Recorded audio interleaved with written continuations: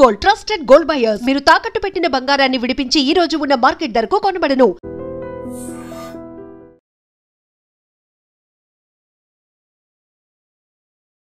నమస్తే, welcome to I dream social spotlight with Kavitha.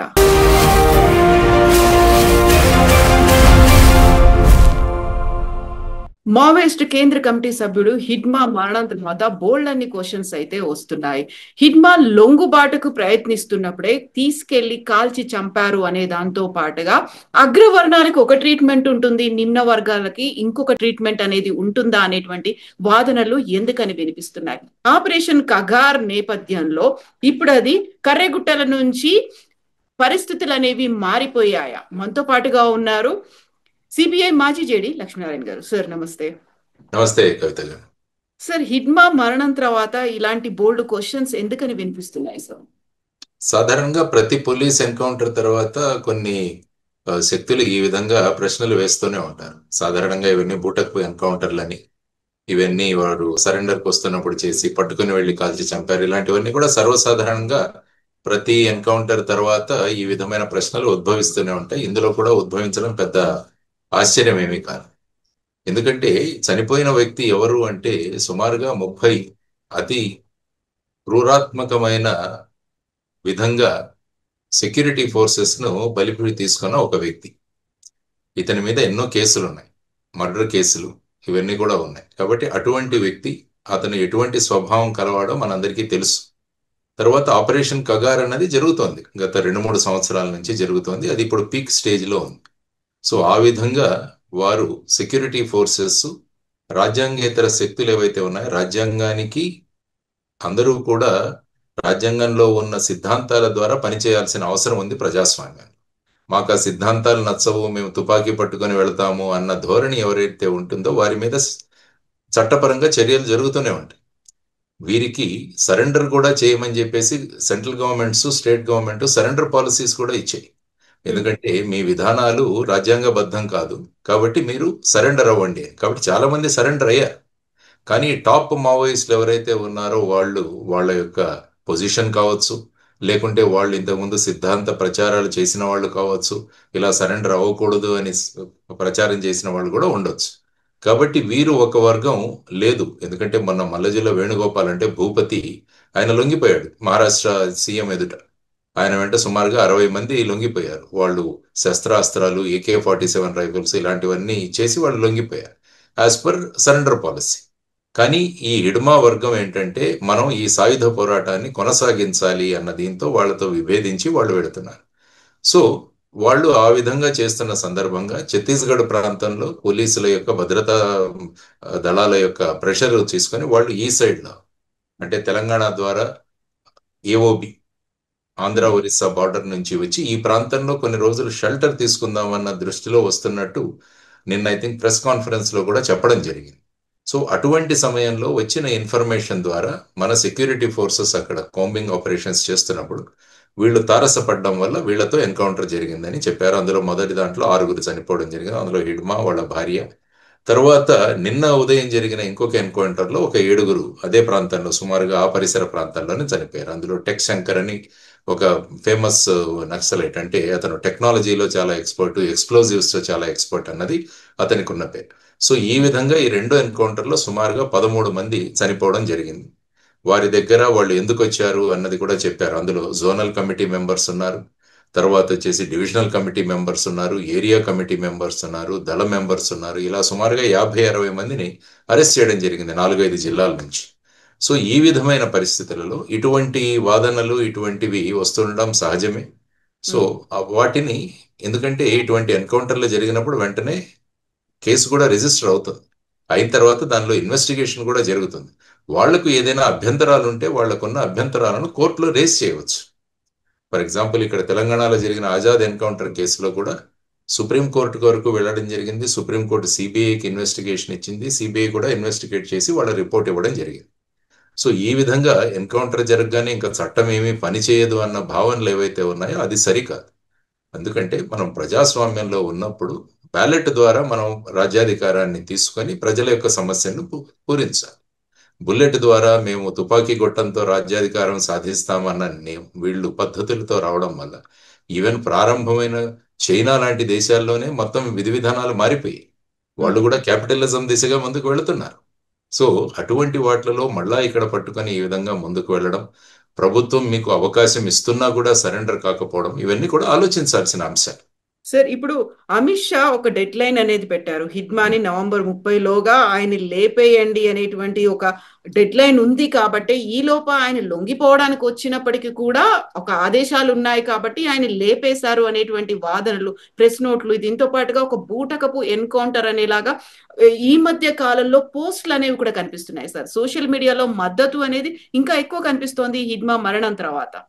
Social media ఎలా ఉంటుందంటే ఎవరెవరి ఒపీనియన్లో వాళ్ళు చెప్పడానికి వాళ్ళకు ఒక అవకాశం. సో సోషల్ మీడియాలో వచ్చినంత మాత్రాన అందులో తథ్యాతథ్యాలు ఉంటాయన్నది ఏమీ లేవు. సోషల్ మీడియా ఒక మన అభిప్రాయాన్ని వ్యక్తం చేసే ఒక మార్గం, ఒక సాధనం.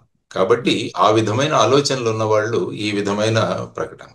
మరి ఇదే హిడ్మా అనేక మంది సిఆర్పిఎఫ్ బలగాలకు మృత్యువుకు కారణమైనప్పుడు అప్పుడు ఈ సోషల్ మీడియాలో రాలేదేమి? అప్పుడు సోషల్ మీడియా ఉండకపోవచ్చు, కానీ ప్రజల యొక్క అభిప్రాయాలు ఏంటి అన్నది కూడా మనం ఆలోచించాలి. ఎందుకంటే మీకు సరెండర్ అవ్వాల్సిన అవకాశమే ఇవ్వకుండా ప్రభుత్వం ఈ విధంగా చేయడం ఒక విషయం. ప్రభుత్వం స్పష్టంగా సరెండర్ అవ్వండి అని సరెండర్ పాలసీ కూడా డిసైడ్ అయింది. మీరు వ్యక్తిగతంగా సరెండర్ అయితే ఎంత ఇస్తాం మీకు, తర్వాత మీరు వెపన్తో పాటు సరెండర్ అయితే మీకెంత ఇస్తాం అన్నది కూడా స్పష్టంగా బ్లాక్ అండ్ వైట్ లో సర్క్యులర్స్ ఉన్నాయి. సో ఆ విధంగా ప్రయత్నించిన వాళ్ళందరినీ కూడా సరెండర్ చేసుకున్నారు. మరి అలాగైతే మల్లజిల వేణుగోపాల్ అన్నతను, భూపతి అన్నతను, ముఖ్యంగా మహారాష్ట్ర రాష్ట్రంలో చాలా మోస్ట్ వాంటెడ్ పర్సన్ అది. మరి అతన్ని సరెండర్ చేయించుకున్నారుగా. మరి అంటే ఇతను కమ్యూనికేషన్ సరిగా లేదా, మరి ఎవరు మధ్యస్థులు ఎవరైతే ఉన్నారో వారి ద్వారా వచ్చే విధానంలో ఏదైనా పొరపాటు జరిగిందా, లేకుంటే ఆయన హిడ్మా యొక్క అభిప్రాయాన్ని సంబంధిత అధికారుల దగ్గరికి చేర్చలేదా, ఇవన్నీ కూడా మధ్యస్థం చేస్తున్న వాళ్ళ మీద ఆధారపడి ఉంటాయి. సో ఆ విధమైన పరిస్థితుల్లో మనము చూడాల్సిన అవసరం. సార్, ఇప్పుడు మల్లోజులకి ఒక రకమైనటువంటి ట్రీట్మెంట్ ఇచ్చారు, ఎందుకంటే ఆయన ఉన్నత వర్గాలకు చెందినవాడు. అదే హిడ్మానే అయితే అనగదొక్కాలని చూశారు, లేకుంటే ఆయన లేపేయాలనేటువంటి దృష్టితోనే ఈ ఎన్కౌంటర్ జరిగింది అనేటువంటి ఇలాంటి వివక్ష కూడా ఉంటుందా సార్? చూపిస్తారా అలా? అంటే ఏంటంటే మనుషులు ఆలోచించే విధానాలు ఈ విధంగా ఉంటాయి కాబట్టి ఈ విధమైన ప్రశ్నలు వస్తుంటాయి. సెక్యూరిటీ ఫోర్సెస్ కి నక్సలైట్లు అంటే నక్సలైట్లే అందరూ కూడా. అంటే మొదట్లో ఈ ఉద్యమం భూస్వాముల విరుద్ధంగా మొదలైంది. 1967లో మీరు తీసుకుంటే వెస్ట్ బెంగాల్లో, పశ్చిమ బెంగాల్లో నక్షల్బరి అనే గ్రామంలో చారు ముజుందార్, కానూ సన్యాల్ వీరందరూ కలిసి అక్కడ తీసుకొచ్చిన ఉద్యమం అది. ఆ తర్వాత అది తెలంగాణకు, అంటే అప్పుడు ఉమ్మడి ఆంధ్రప్రదేశ్కు ఆ విధంగా రావడం, పీపుల్స్ వార్ గ్రూప్ ఏర్పాటు చేయడం, కొండపల్లి సీతారామయ్య గారు దాన్ని ఆధ్వర్యం వహించడం, ఆ తర్వాత సుమారుగా 167 జిల్లాలలో వీటి ప్రభావం పెంచడం, రెడ్ కారిడార్ అన్న ఏరియాలో వీళ్ళు ఉండడం, తర్వాత పోలీసులు మనకు ముఖ్యంగా మన యాక్టివిటీస్ కి అవరోధం కల్పిస్తున్నారని వారి మీద అనేక వందలాది మంది, వేలాది మంది పోలీసులను పట్టణ పెట్టుకున్న సంఘటనలు కూడా ఉన్నాయి. ఆ తర్వాత ప్రభుత్వాలు కూడా వీరు ముఖ్యంగా అనడం ఏంటంటే ట్రైబల్ ప్రాంతాలు అభివృద్ధి చెందట్లేదు అని అన్నారు. యాక్చువల్గా మీరు రాజ్యాంగం చూస్తే షెడ్యూల్ 5 కానీ, ఆ తర్వాత పేసా అనే చట్టం కూడా 1996లో తీసుకురావడం జరిగింది. అంటే పంచాయత్ ఎంపవర్మెంట్ చేయడానికి పేసా అన్న చట్టం తీసుకుంది. షెడ్యూల్డ్ ఏరియాస్ లో పంచాయత్ ఎంపవర్మెంట్, పేసా చట్టం అంటే ఆ ప్రాంతాల్లో ఏదైనా ఎకనామిక్ యాక్టివిటీ జరిగితే ఆ వచ్చే అమౌంట్ గ్రామ పంచాయతీలకు వెళుతుంది. వెళ్ళి గ్రామ పంచాయతీలు వారి ప్రాంతాన్ని అభివృద్ధి చేసుకోవచ్చు. తర్వాత గవర్నర్లకు విస్తృతమైన అధికారాలు ఇవ్వడం జరిగింది ఈ షెడ్యూల్ 5లో. నేను మహారాష్ట్రలో పనిచేశాను కాబట్టి మహారాష్ట్రలో గవర్నర్గా పనిచేసిన మన సిహెచ్ విద్యాసాగర్ రావు గారు ఈ షెడ్యూల్ 5 యొక్క అధికారాలను ఉపయోగించుకొని ఆయన చాలా మార్పులు తీసుకొచ్చారు. ముఖ్యంగా మీరు చూసుకుంటే ఆదివాసీ ప్రాంతాలలో వారు చాలా గొప్ప మార్పులు తీసుకొచ్చారు. కాబట్టి ముఖ్యంగా మనం చెప్పాల్సింది ఏంటంటే గవర్నర్లు ఈ విధమైన వాళ్ళు ప్రొయాక్టివ్ రోల్ తీసుకొని ఈ షెడ్యూల్ ఏరియా ప్రాంతాలు, ముఖ్యంగా ట్రైబల్ ప్రాంతాల అభివృద్ధి కూడా వారికి ఉన్న అధికారాలు, అక్కడున్న గ్రామ పంచాయతీల ద్వారా అభివృద్ధికి ప్రయత్నించాలి. ఎందుకంటే ఎవరు వెళ్ళి తుపాకీ పట్టుకొని ప్రజల యొక్క సమస్యలను చెప్పుకునే దానికి అవకాశం ఇవ్వకూడదు. ప్రభుత్వము, ప్రజాస్వామ్యంలో ఎన్నికైన ప్రభుత్వాలు అన్ని ప్రాంతాలను సమంగా డెవలప్ చేయడము, అందులో ముఖ్యంగా ట్రైబల్ ప్రాంతాల్లో ఇంకా అభివృద్ధి చేయాల్సిన బాధ్యత వాళ్ళ మీద ఉంది. కాబట్టి మన దగ్గర చట్టాలు ఉన్నాయి, రాజ్యాంగం ఉన్నాయి. కాబట్టి వీరందరినీ ప్రభుత్వం కోరుకుంటుంది అంటే మీరు సరెండర్ అవ్వండి. సరెండర్ అయి శాంతియుత మార్గాల్లో ప్రజా సమస్యలను మీరు పైకి తీసుకురండి. ఇది ప్రభుత్వం కోరు. అది కాదు మేము ఈ విధంగానే చేస్తాము అంటే మీరు వందలాది మందిని వేలాది మందిని చంపేస్తుంటే ప్రభుత్వం కూడా చూస్తూ ఊరుకోదు. మీకు అవకాశం ఇచ్చింది. అవకాశం లేనప్పుడు మేము ఈ తుపాకులు పట్టుకొని మేము అడవుల్లో తిరుగుతామంటే దానికోసం స్పెషల్ ఫోర్సెస్ ను కూడా ఏర్పాటు చేయడం జరిగింది. కోబ్రా కావచ్చు, లేకుంటే మన దగ్గర ఉన్న గ్రే హౌండ్స్ కావచ్చు, తర్వాత వచ్చేసి అక్కడున్న డిస్ట్రిక్ట్ డీజీఆర్ ఫోర్సెస్ కావచ్చు, ఇవన్నీ కూడా ఆ ప్రాంతాలలో ఇన్ని నేరాలు చేసిన వాళ్ళని పట్టుకోవడానికి వీళ్ళని నియమించారు. ఆ తర్వాత ఫారెస్ట్ లో వెళ్ళిన తర్వాత తారసపడిన తర్వాత వాళ్ళ దగ్గర వెపన్స్ ఉన్నాయి, వీళ్ళ దగ్గర వెపన్స్ ఉన్నాయి. కాబట్టి ఎక్స్చేంజ్ ఆఫ్ ఫైర్ అన్నది జరుగుతుంది. ఎక్స్చేంజ్ ఆఫ్ ఫైర్ లో జనరల్లీ సెక్యూరిటీ ఫోర్సెస్ వాళ్ళు ఎప్పటికైనా దే ఆర్ బెటర్ ట్రైన్డ్. వాళ్ళ దగ్గర ఎక్విప్మెంట్ గట్టిగా ఉంటుంది. బుల్లెట్ ప్రూఫ్ జాకెట్స్ కానీ, వాళ్ళ దగ్గర ఉన్న వెపన్స్ కానీ, ఇవన్నీ కూడా హై గ్రేడ్ వెపన్స్ అవన్నీ ఉంటాయి. తర్వాత ఇంటెలిజెన్స్ కూడా ఎక్కువగా ఉంటుంది వీళ్ళ దగ్గర. టెక్ ఇంటెలిజెన్స్ ఈ మధ్య చాలా ఎక్కువైంది. ఎందుకంటే వాళ్ళు కూడా మొబైల్ ఫోన్స్ ఉపయోగిస్తుండొచ్చు, తర్వాత వాళ్ళు వైర్లెస్ సెట్స్ ను యూజ్ చేస్తున్నారు. కాబట్టి వాటిలను ట్రాక్ చేసి వాళ్ళ లొకేషన్స్ ను పిన్ పాయింటెడ్ గా చేయడం కూడా చాలా సులభమే. అందువల్ల ఈ మధ్య చూస్తున్నాం పిన్ పాయింటెడ్ గా లొకేషన్స్ లో వాళ్ళ లొకేషన్స్ తీసుకొని అక్కడ వాళ్ళు సరెండర్ అవ్వడానికి అవకాశం ఇచ్చినా కూడా వాళ్ళు కాల్పులు జరిగితే ఎదురు కాల్పులు చేయడం అన్నది పోలీసుల యొక్క బాధ్యత. అంటే రైట్ ఆఫ్ సెల్ఫ్ డిఫెన్స్. నా మీద ఎవరైనా ఫైర్ చేస్తే నేను ఫైర్ చేస్తాను. సో ఆ విధమైన జరుగుతున్నప్పుడు ఈ ఎన్కౌంటర్లన్నీ కూడా బూటకపు ఎన్కౌంటర్లన్నీ సర్వసాధారణంగా మాట్లాడుతుంటారు. సో ఇన్వెస్టిగేషన్ జరుగుతోంది కాబట్టి వీరి దగ్గర ఏదైనా బూటకపు ఎన్కౌంటర్ అనే ఆధారాలు ఉంటే ఆ ఆధారాలను ఇన్వెస్టిగేటింగ్ ఏజెన్సీస్ కి సమర్పించవచ్చు. సార్, ఇప్పుడు మావోయిస్టులుగా వాళ్ళు ఎందుకు మారారు, అడవుల్లో ఎందుకు తిరుగుతున్నారు, తుపాకులు ఎందుకు తీసుకుంటున్నారు, వాటన్నిటికీ సంబంధించి జరగాల్సినటువంటి ప్రభుత్వ పరంగా ఏం జరగలేదు. కాకపోతే వారిని మాత్రం 26 మార్చ్ ఎండింగ్ కల్లా అంతం చెయ్యాలి అనేటువంటి ఏకైక లక్ష్యంతోనే వెళ్తున్నారు.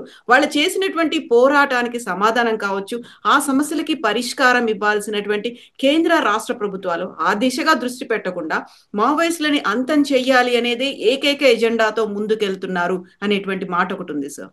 అంటే ఈ ప్రభుత్వాలు చేయట్లేదని ఏ విధంగా కన్క్లూజన్కి వచ్చారో నాకు అర్థం కావట్లేదు. అందుకనే నేను షెడ్యూల్ 5, పేసా చట్టం ఇవన్నీ కూడా ఉదహరించాను. ఆదివాసీ ప్రాంతాల్లో జరుగుతున్న అభివృద్ధిని కూడా వెళ్ళి చూడాల్సిన అవసరం. అక్కడ కూడా స్కూల్స్ వచ్చాయి. Integrated tribal development agency ITDA వ్యవస్థలను తీసుకురావడం జరిగింది. ఆ తర్వాత స్పెషల్ ఫండింగ్ కూడా అక్కడ ఇస్తున్నారు. ముఖ్యంగా నార్త్ ఈస్ట్ ప్రాంతంలో అయితే ఇంకా ఎక్కువ డైరెక్ట్లీ ఫండింగ్ వాళ్ళకి ఇవ్వడం జరుగుతుంది. మిగతా ప్రాంతాల్లో కూడా స్పెషల్ డెవలప్మెంట్ ప్లాన్ అని అవి కూడా తీసుకురావడం జరిగింది.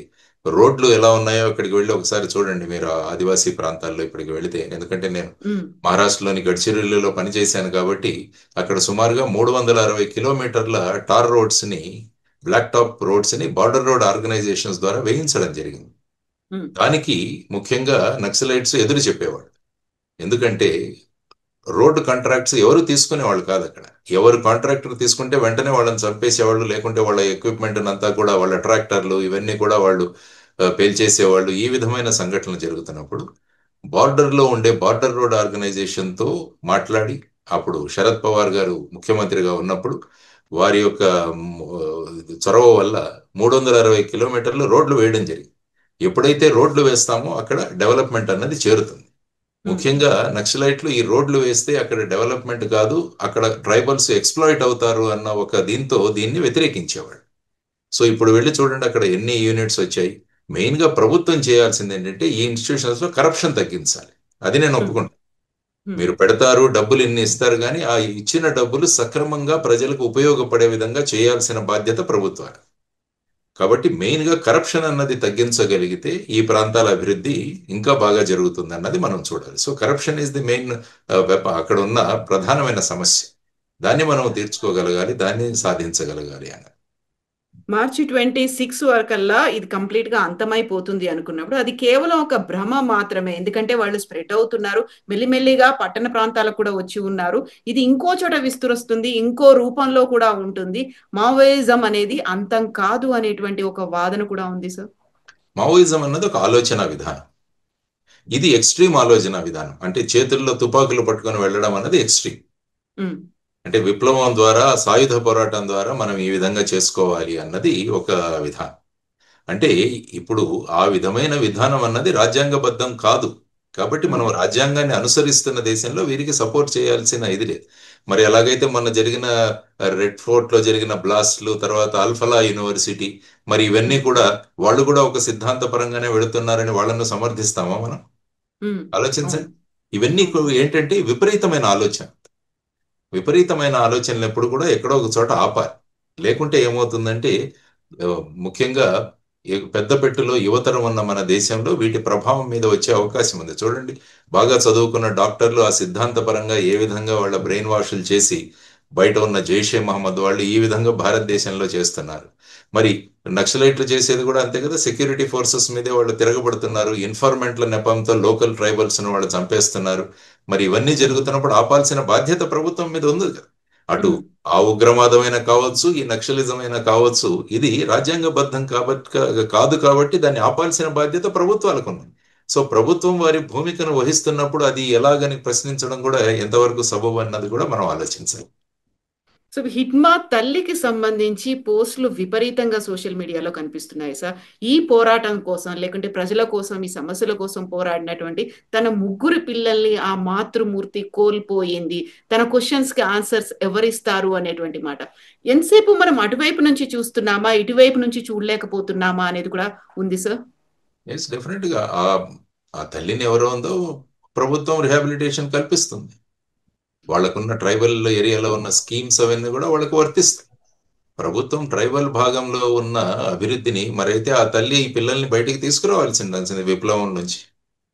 వద్దు, మీరు వచ్చేసేయండి, వచ్చే జనజీవన స్రవంతిలో మీరు పాల్గొనండి అని చెప్పాల్సిన బాధ్యత ఉంది. కానీ వీళ్ళు ఆ సిద్ధాంత దీంట్లో వెళ్ళిపోయిన తర్వాత ఎవరి మాట వినే పరిస్థితిలో ఉండరు సాధారణ. సో ఆ విధంగా ముందుకు వెళ్ళడం జరిగింది. అంటే ప్రజా సమస్యలు తీర్చాలన్న ఉద్దేశంతో మొదలైన ఇది హింసా దిశగా ముందుకు వెళ్ళింది. అది మనం ముఖ్యంగా చూడాల్సిన విషయం. మీరు ఒక సంఘటనలాగే ఉంటూ ఒక ప్రజా ఉద్యమాలు తీస్తూ ప్రజా ఉద్యమాల ద్వారా ప్రజా సమస్యలను తీసుకోవడం అది రాజ్యాంగబద్ధం. అది కాకుండా మీరు తుపాకులు తీసుకొని ఇవి తీసుకొని మేము ఈ విధంగా చట్టాన్ని మేమే చేతిలో తీసుకుంటాం, మేమే న్యాయాన్ని ఇస్తామంటే న్యాయాలు భారతదేశంలో ఇవ్వాల్సింది కోర్టులు. ఫైనల్ గా న్యాయం అన్నది కోర్టులు ఇవ్వాలి. కాబట్టి మీకున్న సమస్యలుంటే ప్రజాస్వామ్యబద్ధమైన మార్గాల్లో మీరు ప్రజా సమస్యలను బయటికి తీసుకురండి, వాటిలను మేము పరిష్కరిస్తాం అన్నదానికే ప్రజాస్వామ్యం. అది కాదు అన్నప్పుడు, చట్ట వ్యతిరేకంగా ఉన్నప్పుడు, రాజ్యాంగ వ్యతిరేకంగా ఉన్నప్పుడు వాళ్ళ మీద చర్యలు తీసుకోవాల్సిన బాధ్యత నేను చెప్పినట్టు ప్రభుత్వం మీద ఉంటుంది. మళ్ళా మీరే అంటారు నక్సలిజం ప్రబలిపోతే ప్రభుత్వం ఏం చేస్తుందని అడుగుతారు. మళ్ళా సపోజ్ ఇలాగే వదిలేసాం అనుకుందాం. ఫర్ ఎగ్జాంపుల్ ప్రభుత్వం వీరు ప్రజా సమస్యల కోసం పోరాడుతున్నారని చెప్పి వీళ్ళని వదిలేశారు అనుకుందాం. మరి వీళ్ళు వెళ్ళి 10 ప్రదేశాల్లో పోలీస్ వెహికల్స్ ను బ్లాస్ట్ చేస్తే, ఇన్ఫార్మెంట్ లేపంతో ప్రజల్ని చంపేస్తే, అప్పుడు మళ్ళీ వీళ్ళే అడుగుతారు సోషల్ మీడియాలో ప్రభుత్వం ఏం చేస్తుంది, ఇంత డబ్బు ఖర్చు పెడుతున్నాము, ఇన్ని వెపన్స్ ఇచ్చాము పోలీస్ ఫోర్స్ కి, మరి ఏం చేస్తున్నాము అని వీళ్ళే ప్రశ్నిస్తారు అన్నమాట. కాబట్టి ఎప్పుడూ కూడా ఒక సమస్యను మనం కామెంట్ చేస్తున్నప్పుడు మొదట రాజ్యాంగంలో ఏం రాసింది అన్నది మనం ఆలోచించాలి. ప్రజాస్వామ్య పద్ధతులు ఏంటి అన్నది ఆలోచించాలి. ఎమోషన్స్, సెంటిమెంట్స్ తో వెళితే ఏమవుతుందంటే అక్కడ విల్ లూజ్ ది ట్రాక్. కాబట్టి కామెంట్ చేస్తున్న వాళ్ళంతా ముందు ప్రతి చర్య దేశంలో రాజ్యాంగబద్ధంగా జరగాలి అన్నది మనం ఆలోచిస్తే ఇటువంటి విపరీతమైన ఆలోచనలు మనకు రావు. సో మార్చి 2026 అనేది ఒక డెడ్ లైన్ పెట్టుకున్నప్పటికీ ఇప్పుడు వెళ్తున్నటువంటి ఒక ఎక్స్ప్రెస్ స్పీడ్ తో వెళ్తున్నారు. భద్రతా బలగాలు కావచ్చు, కూంబింగ్ ఆపరేషన్స్ ఇవన్నీ అవుతున్నాయి. ఒకవైపు లొంగుబాట్లు, ఒకవైపు అరెస్టులు, మరోవైపు ఎన్కౌంటర్లు ఇవన్నీ అవుతున్నాయంటే ఈ స్పీడ్ చూస్తుంటే ఈ ఇయర్ ఎండింగ్ లోనే కంప్లీట్ అయిపోయేట్టుంది అనేటువంటి ఒక మాట వినిపిస్తోంది సార్. అంటే ఏంటంటే ఇటువంటి చర్యల వల్ల సరెండర్ అవడానికి చాలా అవకాశాలు ఎక్కువ ఉన్నాయి. కాబట్టి ఇక్కడ మిగిలిపోయిన వాళ్ళు ఎవరైతే ఉన్నారో ఇప్పుడు ఈ విధమైన దూకుడుతో ప్రభుత్వం ముందుకు వెళుతోంది. కాబట్టి మన అస్తిత్వం అన్నది నిలబెట్టుకోవడం కష్టం. కాబట్టి ప్రభుత్వం ఇచ్చిన సరెండర్ పాలసీని ఫాలో చేసి మనం వాళ్ళతో కాంటాక్ట్ అయ్యి మనం సరెండర్ అవుదామన్నది నిర్ణయించుకుంటే మంచిదే. అది సరెండర్ అయిపోతే మంచిదే. తర్వాత వాళ్ళని నిలబడమని, ఎలక్షన్స్ లో నిలబడమనండి, ఎలక్షన్ లో భాగస్వామ్యం అవ్వండి, గ్రామ పంచాయతీల సర్పంచ్లు అవ్వమనండి, ఏమున్నది, మళ్ళా ప్రజా సమస్యలు వాళ్లే తీర్చొచ్చు కదా. ప్రజాస్వామ్య మార్గంలో ఉన్నప్పుడు రండి, బ్యాలెట్ లో పాల్గొనండి, ఎలక్షన్స్ లో నిలబడండి. మీ యొక్క ప్రజల యొక్క సమస్యలు తీర్చాలన్న మంచి ఉద్దేశం ఉన్నప్పుడు మిమ్మల్ని ఎన్నుకుంటారు ఖచ్చితంగా ప్రజలు. ఎన్నుకుని ఆ విధంగా మీరు ప్రజాస్వామ్య బద్ధంగా ప్రజల సమస్యలు, ఫైనల్ గా ఏంటి, ప్రజా సమస్యలు తీరాలి, ప్రజాస్వామ్య మార్గంలో తీరాలన్నది మన రాజ్యాంగం యొక్క సిద్ధాంతం. సో ఆ విధమైన రాజ్యాంగ పరంగా ముందుకు వెళ్ళడానికి అవకాశం. కాబట్టి సరెండర్ అవ్వండి. ప్రభుత్వం అందుకనే చెబుతుంది, మీరు సరెండర్ అవ్వండి, మీకు డబ్బులు ఇస్తాం, ఆ తర్వాత మిమ్మల్ని రిహాబిలిట్ చేస్తామని కూడా అంటారు. మీ మీద ఉన్న కేసులు ఏవైతే చిన్న చిన్న కేసులు అయితే వాటిని మేము ప్లీ బార్గెనింగ్ లో తీర్చేస్తాం, పెద్ద కేసులు అయితే కోర్టులో నడుస్తాయి, మీకు ఫ్రీ లీగల్ ఎయిడ్ కూడా మేము ఇస్తామని చెప్తున్నారు. మేమే అడ్వకేట్ని అపాయింట్ చేస్తాము, వాళ్ళు ఆర్గ్యూ చేస్తారు మీ కేసులు. సో ఇవన్నీ కూడా ఉన్నాయి. సో ఇటువంటి మార్గాలు ఉన్నప్పుడు వాళ్ళు దీన్ని ఉపయోగించుకుంటే మంచిదన్నది ప్రభుత్వం యొక్క ఆలోచన. Thank you so much sir. Thank you sir. నమస్తే. నిజంగా ప్రస్తుతం ఉన్నటువంటి సమాజం దేనికి ప్రయారిటీ ఇస్తుంది? ఆర్థిక సంబంధాల చుట్టూ మాత్రమే తిరుగుతుంది. మళ్ళీ ఎన్నికలంగానే చాలా విరక్తి కలుగుతాం. మంచి అనిపిస్తుంది కదా, లేడీస్ కూడా ఛాలెంజింగ్ జాబ్స్ చేసినప్పుడు చాలా బాగుంటది. ట్రాఫిక్ అసిస్టెంట్స్ గా నియమించిన ట్రాన్స్జెండర్స్ అందరితో సాల్యూట్ చేయించుకుంటున్నారు. ఫుడ్ డెలివరీ ఇవ్వటానికి వెళ్ళినటువంటి డెలివరీ బాయ్ అనిల్ పై కళ్ళ ముందు